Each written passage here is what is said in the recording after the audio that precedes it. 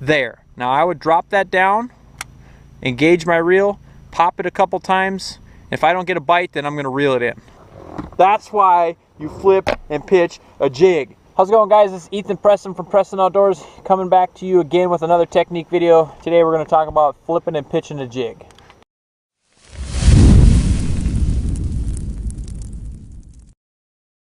Today I'm going to be fishing with a black and blue jig, simply for the fact that there is a big algae bloom going on in the lake today we're fishing, so the water's really green, especially on top. There's a nice thick coat of green slime and the lake's kind of turning over as well. So today I got a 3/4 ounce jig here, don't even know the brand. It's also got a little rattle in there that helps for when it's making bottom contact. And again, as per usual, on my back of my jigs I'm throwing a green pumpkin with red flake, one of my homemade craw trailers on there.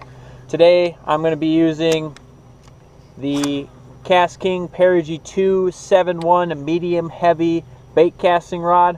I got this with a KastKing Speed Demon 9:3:1 gear ratio reel. I'll talk to you a little bit later about why I feel a high gear ratio reel is important. And I'm throwing this with 20-pound KastKing Fluorocoat fluorocarbon. So Zay and I are out here trying to catch some bass. He's catching some pike. I've caught a couple pike here and there, but I'm using this jig. He's been using a chatterbait, but I want to talk to you about the jig bite, kind of what we were finding today. The difference, I use flipping and pitching kind of go hand in hand when I'm talking about using a jig. I flip and pitch, but technically when you are pitching, it's when you're actually, you can either get the bait to the end of your rod and pitch it out there. You can bring the bait to your hand and pitch it out there. Flipping is more of where you take a section of line and you're going to flip it, drop the bait down, boom, boom, boom, nothing. You're going to pull the line out and go to your next target, and it's supposed to be able to make you more efficient and do it a little bit faster.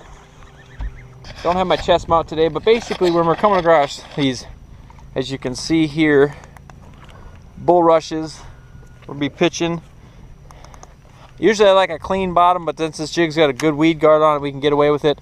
But what you're looking for here, now this looks very intimidating for people, unless you have some experience bass fishing, but largemouth predominantly are ambush predators. So they're going to be sitting kind of like, it's just going to be, so if we're coming across here, if you see this little point of weeds here, there's a pocket right there. Now I would drop that down, engage my reel, pop it a couple times. If I don't get a bite, then I'm going to reel it in. So same with this, same with that patch right there. You're looking, that's a bold patch. We're just going to flip this in here, pitch it in there, whatever. It's going to sink to the bottom. I'm going to bounce twice. And if I haven't got a bite by then I'm just going to slowly reel it in. So again, like right here, we kind of have a point and a dark hole. Do it, flip it in here, let it fall to the bottom again, bounce it a couple times.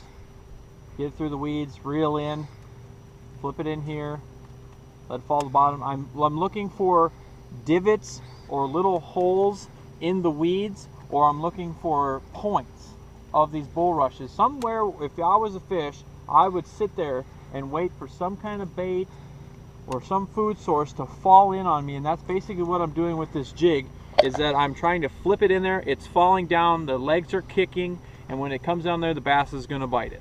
Now, like I said, I wanted to touch base with you on why I believe a high gear ratio reel is important when using a jig. Now here, you're seeing me flip in. That is heavy cover.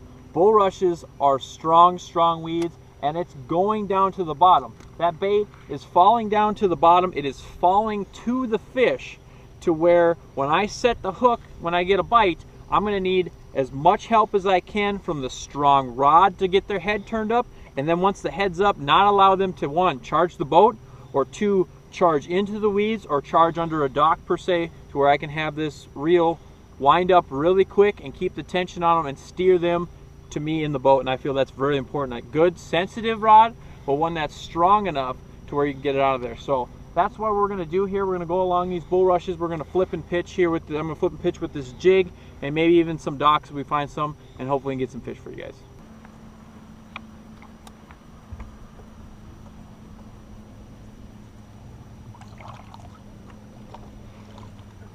Got him? Bass? Oh yeah.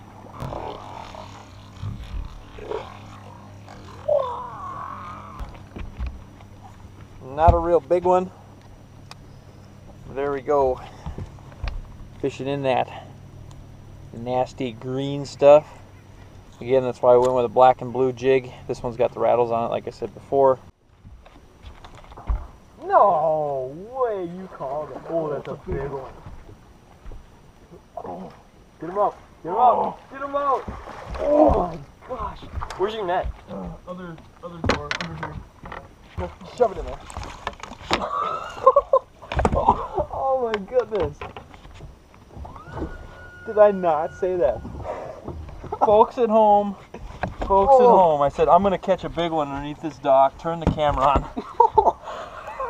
That is the biggest fish out of this lake I've caught. Oh my gosh. 3/4 ounce jig.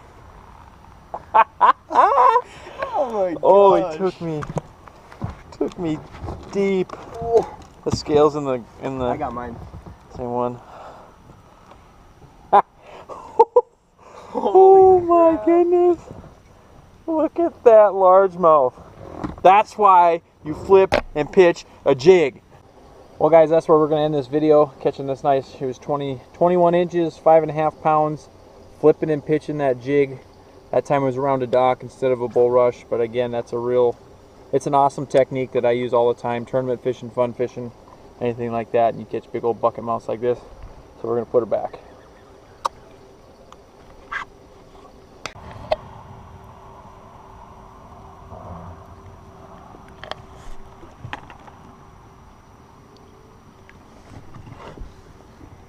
Like I said, there we have it. Flipping with a 3/4 ounce jig today, just to get it down there a little deeper. KastKing setup that we went over in the beginning. Flipping and pitching a jig to chunks of cover, or like we're fishing really dirty green water, like I mentioned before today, to where we can get a little bit closer to these fish, so we're not having to make these long casts. And like I said, I flipped that up there and just had a feeling I was going to get a bite, and lucky enough, sure enough, I got it. So if you guys haven't already, check out my social media pages, Facebook, Instagram, YouTube, all at Preston Outdoors. We appreciate it if you give me a like, give me a follow. Also check out KastKing on all the same social medias, and especially their YouTube channel. They come out with a lot of these different kinds of videos to help you guys catch more fish. Again, this is Ethan Preston from Preston Outdoors. I want to thank you guys for watching, and tune in next time.